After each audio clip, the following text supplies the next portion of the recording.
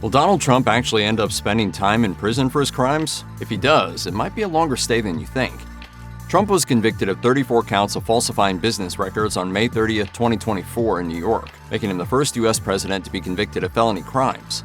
This was a rigged, disgraceful trial. The real verdict is going to be November 5th by the people. His sentencing is set for July 11th, and he's going to lose some rights as a convicted felon depending on the time he receives. Trump faces a fine of up to $5,000 per felony charge and up to 4 years in prison for each. In theory, Trump could receive 136 years in prison if the judge decides to impose the sentences consecutively, but that would never happen in the state of New York. Falsifying business records is a Class E felony, the lowest tier.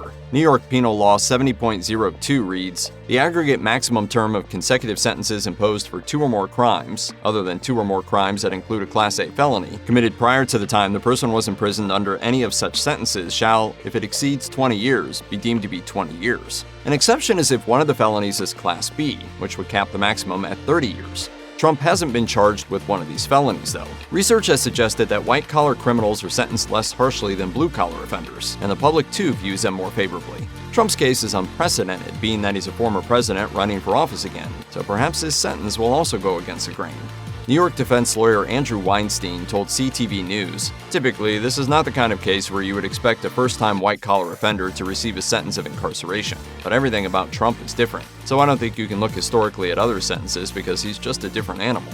You got to see this guy. I don't know what I said. I don't remember. That said, given that he's a first-time offender, some legal experts don't think it's likely he will receive any prison time.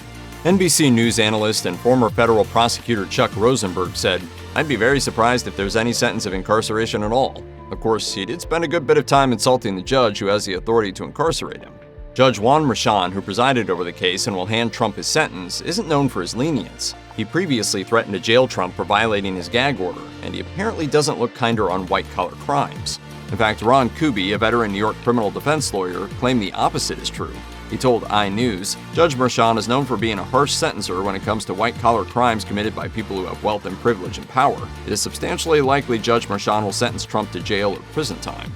That sounds so bad. To me, it sounds very bad. Merchan has 16 years of experience as a judge, and the former prosecutor used to work as an internal auditor in real estate, the industry that earned Trump his fortune. Jose A. Fanjul, a former Manhattan assistant district attorney, prosecuted a white-collar fraud trial in Merchan's court and spoke highly of the judge's work ethic.